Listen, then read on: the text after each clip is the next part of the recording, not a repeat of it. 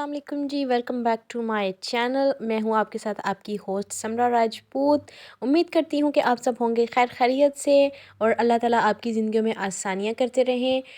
अगर चैनल पर आप नए हैं तो जल्दी से कर दीजिए मेरे चैनल को सब्सक्राइब और वीडियो को लाइक करना मत भूलिएगा। तो चलिए चलते हैं आज की अगली किस्त की जानिब। वो जो निक सिक तैयार हुए अपने ही धुन में नाश्ते के लिए डाइनिंग टेबल की तरफ आ रहा था, सामने से आते वजूद से बहुत बुरी तरह टकराया था। उसने उस वजूद को गिरने से बचाने के लिए अपनी बाहों में संभाला था, लेकिन जैसे ही उसकी नज़र अपनी बाहों में मौजूद सादिया पर पड़ी तो उसकी सभी पेशानी पर शिकनों का जाल बिछा था। सादिया जो आंखें बंद किए अपने आप को गिरने से बचाने के लिए उसके बाजुओं को मजबूती से भींचे उसकी बाहों के घेरे में खड़ी थी। उसकी मजबूत बाजुओं का हाला उसके गिर था। उसके शाने पर एक तपिश सी थी। उसकी गर्म सांसें उसे अपने चेहरे को झुलसाती हुई महसूस हुईं। उसका पोर पोर जैसे झुलसने लगा था। उसकी नरम गरम गिरफ्त से उसके बदन में सनसनाहट दौड़ गई। कब वो उसके फौलादी वजूद से टकराई और कब वो एक जगह रुक गए, सादिया को कुछ खबर नहीं हुई। काटो तो जैसे बदन में लहू नहीं वाली कैफियत के मुस्ताक वो उस घड़ी इस लंबे चौड़े शहजादों की सी आन बान रखने वाले शख्स की गिरफ्त में कैद थी।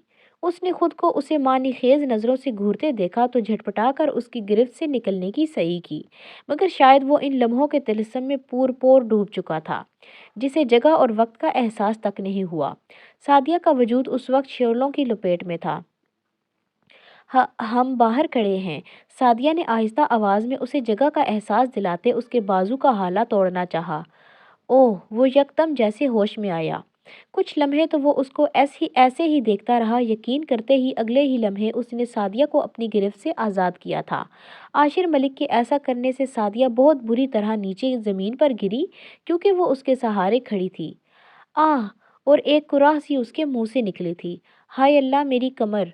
इससे पहले वो और कुछ बोलती, उसने बोलते हुए जैसे ही ऊपर नजर उठाकर देखा तो उसका ऊपर का सांस ऊपर और नीचे का सांस नीचे ही रह गया था।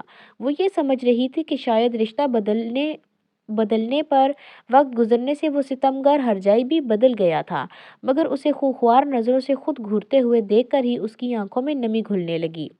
उसे ग्रैनी की बातें याद आईं। पहले तो तुम रोना और डरना छोड़ दो। क्या जिन है वो जो तुम्हें खा जाएगा? मुझे ये रोती और डरती हुई लड़कियां बिल्कुल भी अच्छी नहीं लगती, और जैसा आशिर है उसे भी अपनी तरह जुर्रतमंद लड़कियां ही अच्छी लगेंगी। तुम्हारे दादा को भी मुझ में यही खूबी भाई थी कि वो मेरे पीछे पीछे फिरते थे और मैं उन्हें मुंह नहीं लगाती थी। लड़कियां जितने नखरे करती हैं, लड़के उनके पीछे पीछे भागती हैं। अगर लड़कियां पीछे भागेंगी या रोए धोएंगी तो लड़के उकता जाएंगे, उनसे जान छुड़ाने के बहाने ढूंढेंगे। अब जब वो तुम्हारा शोहर बन ही चुका है तो उसके मुताबिक खुद को ढाल लो, निडर बनो, भाई गर्ल पावर शो करो, उसे इग्नोर करो, फिर देखना कैसे पीछे पीछे आएगा।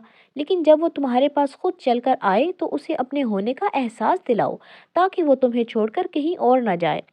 और जहाँ तक उसके रवैये की बात है तो मैं आज सीधा उसे ही कॉल करके यहाँ बुलाती हूँ और उससे पूछती हूँ उसे मसला किस चीज़ का है। सबके सामने तुम दोनों के रिश्ते की सच्चाई बताए। कितनी बार मैंने मना किया है कि तुम मेरे सामने मत आया करो, तो क्यों आती हो पॉइजन्स गर्ल? आशिर मलिक ने उसकी कलाई से खींचकर उसे जमीन से उठाया और उसे कटीली निगाहों से देखते हुए धाड़ा। उसकी धाड़ सुनकर सादिया, जो पहले ही उसको देखकर डर गई थी, अब निडर अंदाज में उसकी आंखों में आंखें डाले देखने लगी। मैं आपके रास्ते में नहीं आई, आप आए थे, और आपने खुद मुझे अपनी मंजिल चुना है। आप किसी भी रास्ते पे क्यों ना चले जाएं, हर रास्ता आपको मेरी मेरी ही मंजिल पे लाता है। वो मुबहम अंदाज में उसे बहुत कुछ बावर करवा रही थी, और वो भी शार्प माइंड था, फौरन क्लिक कर गया इसकी बात को। बकवास बंद करो अपनी। सादिया, जो हिम्मत करते हुए अपनी सफाई पेश कर रही थी, उसकी गुस्से भरी आवाज़ सुनकर उसका बाकी का जुमला मुंह में ही रह गया था। मेरा ना तो कोई रास्ता तुम तक आता है और ना मंजिल। आज रात शादी कर रहा हूँ, वो भी अपनी पसंद की लड़की से। वो तकब्बुराना अंदाज से गोया हुआ। फिर मैं क्या हूँ आपके लिए? उसके मुंह से अल्फाज टूट टूट कर बिखरने लगे। सिर्फ तुरब का एक पत्ता, जिसे वक्त पड़ने पे इस्तेमाल किया जाना है। वो उसके चेहरे के करीब चेहरा किए जहरीले लहजे में फंकारता उसकी समातों में जहर उंडेल रहा था। क्यों बांधा मुझे अपने संग इस अनचाहे रिश्ते की जंजीर से? वो उसकी शर्ट का कॉलर पकड़कर उसे झंझोड़ते हुए हिजानी अंदाज में चिल्लाई। आवाज़ आहिस्ता रखो वरना गला घोंट दूंगा। उसने सादिया की गर्दन को मुट्ठी में दबोचकर गुर्राते हुए कहा। पहले दर्द देते हो फिर शर्त रखते हो। उस पे सिसकी भी ना निकले। वो शिकवा कुना डुबडुबाई आंखों से उसे देखते हुए गुलूगीर आवाज में बोली, मैंने सोचा था मेरी आंखों में लिखी तहरीर पढ़ लोगे, मगर अफसोस। मैं तुमसे क्या शिकवा करूं? गलती मेरी ही है। मेरी किस्मत ही फूटी हुई है जो बचपन से तुम्हारे ख्वाब देखे, तुम्हें अपनी किस्मत समझकर तुमसे दिल लगाया था। भूल गई थी किस्मत बदलते देर नहीं लगती। तुम्हें तो मैंने तब से तुम्हें तो मैं तुम पर तो मैं तब से मरने लगी थी जब मैंने ढंग से जीना भी नहीं सीखा था। उसकी आहनी गिरफ्त में उसकी गर्दन की नसें फूलने लगी थीं, मगर आज वो अपने दिल का सारा गुबार गुबार बाहर निकाल देना चाहती थी। तभी पूरी हिम्मत जुटाए फंसी हुई आवाज में बोली, तुम्हें जिंदगी समझकर जिंदगी बनाया था। अच्छा हुआ वक्त रहते जिंदगी की असलियत से रोशनास करवा दिया, वरना धोखे में ही मर जाती। सच कहते हैं जब वास्ता पड़ता है तो किरदार किरदार खुलता है। बातों से तो हर इंसान ही पारसा नजर आता है। वो तनफ्फुर ज़दा लहजे में बोली। ओ, पिद्दी सी टिड्डी को भी जुबान लग गई। मलिक आशिर जो कब से उसकी कड़वी कसीली बातों को तहम्मुल से बर्दाश्त कर रहा था, उसके सब्र का पैमाना लबरेज हो गया तो उसने झटका देकर उसे पीछे धकेला। उसने डाइनिंग की कुर्सी को पकड़कर खुद को संभाल लिया, इससे पहले कि वो लड़खड़ा के गिर जाती। जहाँ जज्बात बिन कहे महसूस न किए जाएं वहाँ अल्फाज भी किसी काम नहीं आते। वो कुर्सी की पुश्त को मजबूती से जकड़ते अपने डगमगाते कदमों को जमाए हुए रुंधे हुए लहजे में बोली, काफ़ी वक्त हो गया डोज नहीं मिली, लगता है औकात भूल गई हो। वो इस्तहज़ाइया अंदाज से हंसा। तमीज़ से बात करना मेरी तरबियत में है, वरना इतने भी काबिल एहतराम नहीं आप। वो एक एक लफ्ज़ चबा चबा कर बोली, अच्छा किया, यूं ही होना चाहिए था मेरे साथ। इसी काबिल हूँ मैं। मेरी यकतरफा मोहब्बत के बनाए गए ख्वाबों के महल्लात यूं ही मस्मार होने चाहिए थे। अब मुझे भीख में मिली तवज्जो दरकार नहीं। मेरी इज्जत नफ्स की तौहीन होगी ये। जाएं जिससे मर्जी रिश्ता बनाएं, देखना एक दिन वापस मेरे पास ही आएंगे।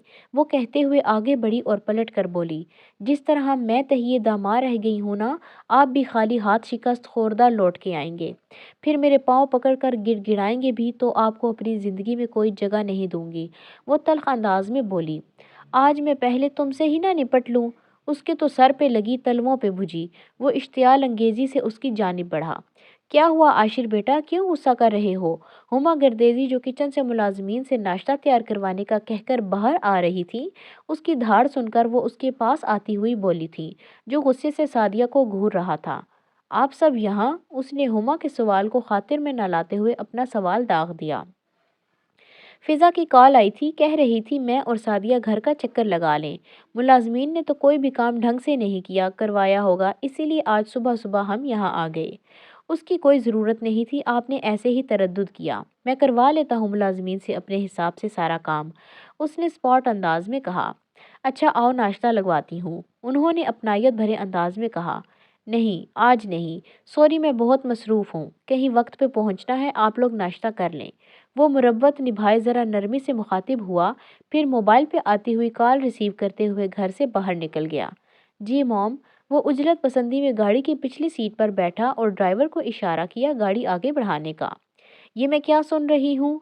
उन्होंने छूटते ही तड़क कर पूछा। क्या सुन लिया माँ जी? वो निहायत बेजारी से मुखातिब हुआ। तुम शादी कर रहे हो? मीडिया वाले सब इनवाइटेड हैं, तुम्हें क्या लगा हमें पता नहीं चलेगा? तुम हमारे पीछे क्या गुल खिलाते फिर रहे हो? सबको पता है, तुमने अपने माँ बाप को बताना भी ज़रूरी नहीं समझा। मैं तुम्हारी शादी सा। इससे पहले कि वो मज़ीद बोलती, आशिर ने उनकी बात दरमियान में उचक ली। ओ मेहरबानी फरमाओ माँ जी, अब सादिया नामा ना शुरू कर देना। उसकी पेशानी पे बल नमूदार हुए। आपकी ख्वाहिश भी पूरी कर दूंगा, अभी मुझे अपनी करने दें। एक बेटे के साथ दो दो बहुएं फ्री मिल रही हैं, ऐश करेंगी। एक से पाँव दबवाइएगा, एक से अपनी पसंद का खाना बनवाइएगा। फजूल ना बोलो और ये लालच मत दो, रोक तो सब फजूलियात। वो दो टोक अंदाज में बोली। आपको तो पता है मैं जो सोच लेता हूँ करके रहता हूँ।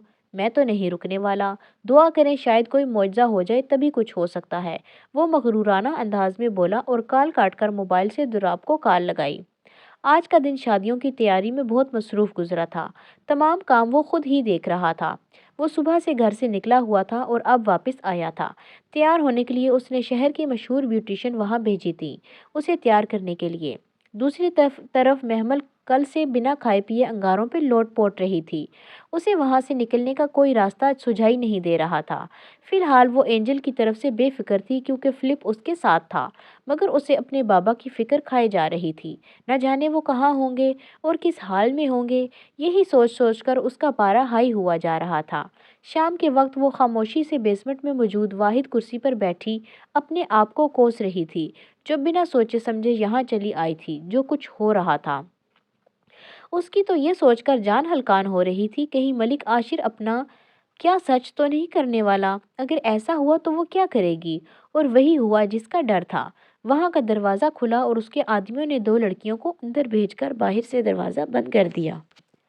بزنس ٹائکون عاشر ملک کی یوں اچانک شادی، وہ بھی ایک یوکے کی لڑکی سے شادی، جبکہ اس کے والدین بھی یہاں نہیں تھے، اس کے اثر و رسوخ سے سب واقف تھے۔ وہ شیروانی میں ملبوس ہوئے شیشے کے سامنے کھڑے اپنے بالوں میں برش پھیر رہا تھا کہ اس کے فون پہ کال آئی تو اس نے فون اٹھایا۔ سر، میم ہماری بات نہیں سن رہی، بیوٹیشن نے عاشر کو بتایا۔ فون کو سپیکر پہ ڈالو، اس نے دانت کچکچا کر کہا تو بیوٹیشن نے فون کا سپیکر آن کیا۔ اگر اپنے باپ سے ملنا چاہتی ہو تو چپ چاپ تیار ہو جاؤ، شادی کے بعد سارے سوالات کے جواب مل جائیں گے، تمہاری ذرا سی بھی غلطی تمہیں اور تمہارے باپ کے لیے نقصان دہ ثابت ہوگی، اس نے باروب آواز میں کہا۔ اچھا شادی کرنی ہے نا تجھے مجھ سے تو پھر ٹھیک ہے، کر اپنا شوق پورا، تیرے بھی ہوش نہ ٹھکانے لگا دیے تو پھر کہنا، وہ اونچی آواز میں گھرائی۔ دوسری طرف سے شاید کال کٹ چکی تھی، ٹوں ٹوں کی آواز آ رہی تھی۔ کتے کی موت مرے گا راسکل، وہ اسے بے دریغ سلواتوں سے نوازنے لگی۔ وہ دھپ سے واپس کرسی پہ گر گئی، نہ چاہتے ہوئے بھی آنکھوں میں آنسو امڑنے لگے۔ چلو کرو مرو چمچیوں جو کرنا ہے۔ اس بے بسی بھرے حالات میں جب کچھ نہ بن سکا تو وہ ان بیوٹیشنز پہ چلائی۔ میم آپ پہلے ڈریس چینج کر لیں، ایک نے اسے غصے میں آگ بگولا دیکھ کر آہستگی سے کہا۔ وہ کھا جانے والی نظروں سے انہیں گھورنے لگی۔ ان دونوں نے چہرے پھیر لیے، اس نے ڈریس بدل لیا۔ نخرہ کرنا تو بنتا ہے، آخر ملک عاشر کی بیوی بننے جا رہی ہے، ان دونوں نے آپس میں آہستہ آواز میں ایک دوسرے کے کان میں کھسر پھسر کی۔ وہ سرخ اور روسی لباس اسے یوں سج گیا تھا جیسے بنا ہی اس کے لیے ہو، صرف لہنگے کے بارڈر پر نفیس باریک سا موتیوں کا کام ہوا تھا۔ وہ سامنے آئی تو ان دونوں کی آنکھوں میں بھی اسے دیکھ کر ستائش ابھری تھی۔ آپ کو تو میک اپ کی بھی ضرورت ہی نہیں، صرف ڈریس میں ہی اتنی خوبصورت لگ رہی ہیں، وہ بولتی ہوئی اس کے نین نقوش کو مزید سجا رہی تھی، اس کی قسمت پر رشک کر رہی تھی، اس کی غیر معمولی خوبصورتی کو سراہ رہی تھی۔ وہ دونوں اسے تیار کیے وہاں سے باہر نکل گئیں۔ دروازہ اچھے سے لاک کر لیا ہے نا؟ ایک آدمی نے دوسرے سے پوچھا۔ ہاں یار میں نے خود چیک کیا ہے، بند ہے اچھی طرح۔ چل ٹھیک ہے پھر چلتے ہیں، ہم بھی ذرا اپنی حالت بدل دیں، شادی ہے اپنے ملک صاحب کی، وہاں کھانا بھی بڑا چوکھا ہوگا، ایک نے اپنی مونچھوں کو تاؤ دیتے ہوئے کہا۔ ہاں ٹھیک ہے، تو ٹھیک کہہ رہا ہے، اپنی حالت سدھار لیں، اتنی بڑی شادی میں ایسے تھوڑی نہ جائیں گے۔ وہ دونوں آپس میں باتیں کرتے ہوئے وہاں سے باہر نکل گئے۔ چرر کی آواز سے دروازہ کھلا تو محمل نے اندر آنے والے شخص کو دیکھا۔ تم؟ اس کی آنکھوں کی پتلیاں حیرت سے پھیلیں۔ چلو، اس نے تیز تیز قدم اٹھاتے ہوئے اس کے قریب آ کر اس کی کلائی پکڑ کر کہا۔ مگر کہاں؟ محمل کی آواز میں اضطراب نمایاں تھا جیسے اسے یقین نہیں آ رہا تھا۔ بھاگ جاؤ یہاں سے، اس نے بھاری آواز میں کہا۔ سچ کہہ رہے ہو؟ اس نے اس کی بھوری آنکھوں میں دیکھ کر کہا۔ ہاں سچ کہہ رہا ہوں، اور منہ پہ انگلی رکھ کر خاموش رہنے کا اشارہ دیتے اس کے ساتھ ساتھ باہر نکلنے لگا۔ محمل کو اپنی کلائی پہ اس کی گرفت پہ نہ جانے کیوں ایک تحفظ کا احساس ہوا تھا۔ جیسے ہی وہ بیسمنٹ سے باہر نکلے، کسی کی قدموں کی چاپ سن کر وہ اسے لیے ایک دیوار کی اوٹ میں چھپ گیا۔ اس کے شانوں کے ارد گرد بازو رکھے اسے اپنے حصار میں لیے ہوئے تھا۔ چاند کی روشنی میں نظر آتے اس شہرزادی کے چہرے پر نظر پڑتے ہی تمام باتیں سارے اسباق جیسے بھول گئے تھے۔ اس لڑکی کا یہ 2 آتشہ روپ تو اس کے دل پر قہر برپا کر رہا تھا۔ لہنگے میں ملبوس، تمام تر ہتھیاروں سے لیس، تیکھے نقوش، میک اپ سے مزید قاتلانہ ہو گئے تھے۔ اس حسین مورت نے نگاہ اٹھا کر اس کی جانب نہیں دیکھا تھا۔ شیرنی، اس کی گلابی کلائی ہاتھوں میں لیے وہ سحر زدہ سا بولا تھا۔ اس شخص کے برانڈڈ ملبوس سے پھوٹتی کلون کی سٹرونگ خوشبو اس کے حواس معطل کر رہی تھی۔ وہ کچھ کہتے کہتے رک گیا، پھر کسی کی موجودگی کو نہ پا کر اسے اپنی گرفت سے آزاد کر دیا۔ جاؤ، محمل آزادی ملتے ہی لہنگا سنبھالتی ہوئی روڈ کی طرف بھاگی تھی۔ اس شخص کو یوں لگا جیسے کوئی قیمتی چیز اس کے ہاتھ سے پھسل گئی ہو۔ محمل نے بھاگتے ہوئے رک کر پلٹ کے دیکھا۔ محمل شیخ کسی کا ادھار نہیں رکھتی، اس کا بدلہ وقت آنے پہ چکا دوں گی، وہ مسکرا کر کہتے ہوئے واپس بھاگی۔ وعدہ یاد رکھنا، اس نے بھاری آواز میں یاد دہانی کروائی۔ وہ اسے تب تک دیکھتا رہا جب تک وہ اندھیرے میں اس کی آنکھوں سے اوجھل نہیں ہو گئی۔ آج شام عالم گردیزی اور ہما کی سلور جوبلی کی گرینڈ پارٹی ایک عالی شان ہوٹل میں منعقد کی گئی تھی، جسے پلان کرنے کے لیے عالم گردیزی نے سارا دن لگایا تھا۔ سعدیہ اور ہما تیار ہو کر ہوٹل میں پہنچ چکی تھیں۔ وہاں عالم گردیزی نے ہما کو ساڑی میں ملبوس نک سک تیار آتے دیکھا تو مسکرا کر آگے بڑھے اور ان کا ہاتھ تھامتے ہوئے وسط میں آئے۔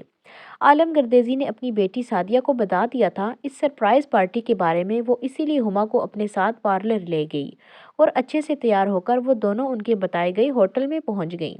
جب سے عالیہ گردیزی کی وفات ہوئی تھی، عباس گردیزی وہیں کے ہو کر رہ گئے تھے۔ انہوں نے اپنی تنہائی کو ہی اپنی زندگی بنا لیا تھا۔